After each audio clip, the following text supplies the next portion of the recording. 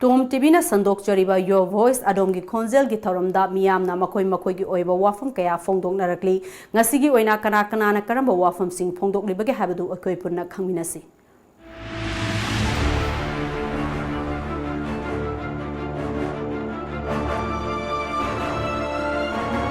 Maming ikalle botar sung su happy day bot matamda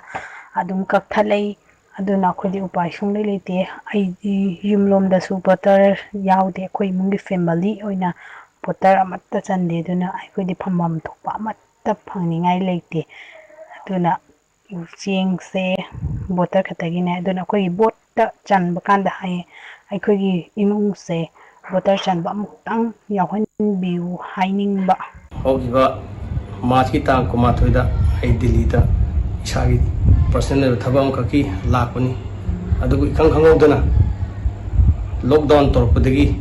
akoi thokpa na hodre akoi ai khatana tana Delhi da leiriba sata satri amai thabak torga leiba maru pa mai amasu leiri moi gasu pau khonare moju ticket ka ga ai thamaba ga tani adu lockdown to sat toxin khibdagi thokpa na hodre sida jinatana कोई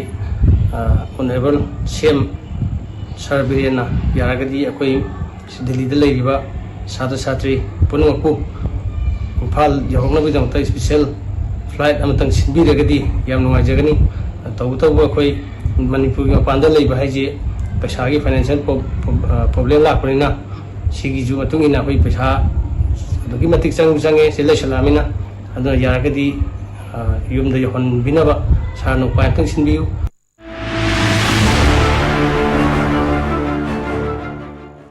अखोई nursing तंबा मरुओइना नुपा नुपी छात्र Singh अदुगा class 6 तगिना 11 फावबा तंबा छात्र pull-up अखोई चाममो मफम सिदा लेजरी हंतकी yum थोकपा नंगहौदबदगी मरम ओइदुना हंतकी खुदकी ओइबा lockdown मरम ओइदुना अखोई yum थोकपसु फंगजहौद्रे करिगुंबा flight असना पाइबा यारगदी खंदुना अप्रैल की डेट 16 17 18 दा अखोई फ्लाइट बुक तौजरे हंदकी मतंग अस्त खोइना युमदा चटपा फंगौरगदी पुमनामकी याइ फबनी अदुगा करिगुंबा अखोइना युम चटपा फंगौद्रगदी अखोइगी ऑनरेबल पाबुंग सीएम ना आंध्र प्रदेश स्टेट गवर्नमेंट अमदी तेलंगाना स्टेट गवर्नमेंट अदुगा अखोइगी ऑनरेबल प्राइम मिनिस्टर गा अमुतंग वारी सादोकपिदुना अखोइबु युम अमुक्तदी यौनबा सिनबियु करिगुंबा मखाताना अखोइना सिदा लॉकडाउन मरम ओइरगा मखाताना था अमनि सांगदना लेरगदी अखोइदा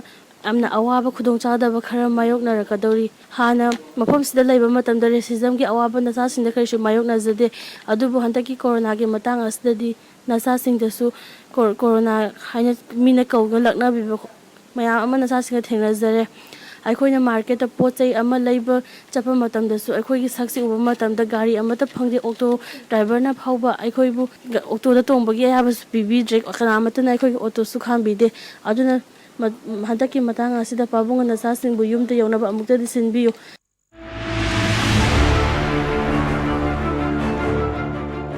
भोटर सिंह भोट हापलगा काखिबा डिप्यूटी सीएम की चेंग खुदियन अमदी महाके वफम ताबदा लेबाक मियाम की थमोय हाइनिंगाय लेतना पेनरे एजुकेशन मिनिस्टर राधेश श्याम की हौजिक लंबी थोंग सेमलगदी इलेक्शन मयादा काउथोखरगनी हाइबा वफमसु पुंगनिंग चिंचनिंगाय ओय साना थंगनबा अमदी मेडिकल पोलम सिंगी महुत्ता क्वामना सिंह कार्गो प्लेन दा पुसलकपा businessman of the year award पीबा याय अदुबु अइना ख्वाइदगी हेना पंजनिंगबा वाफमदी निमित 10 नि खक लॉकडाउन तौबदा चेंग फंगद्रे यंछांग नापी फंगद्रे पेट्रोल गैस ना चिंगबा फंगद्रे हाइबसिनी यामना ngangningai ओय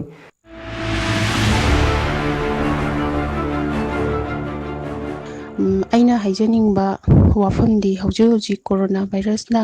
मरम ओइरगा मफम खुदिमक्ता अखोई अवाबा खुदोंग चादबा कया अमा मायोकनरी अदुगा अखोई इरमदम कयाव असिदसु रानी फी साबा मुका फी साबना मरुइबा सिनफम ओइबनिना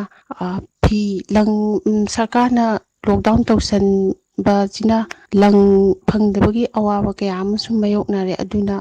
सरकारना नत्रगा अतै लेरिबा ऑर्गेनाइजेशन सिंजिना कोई रानी मुकागी लंगसी जगह अमा मफम अमा पिबीरगा नत्रगा लेकाय लेकाय दा येंथोपीबा तौबीनाबाना अइगी माइकैदगी हाइजरी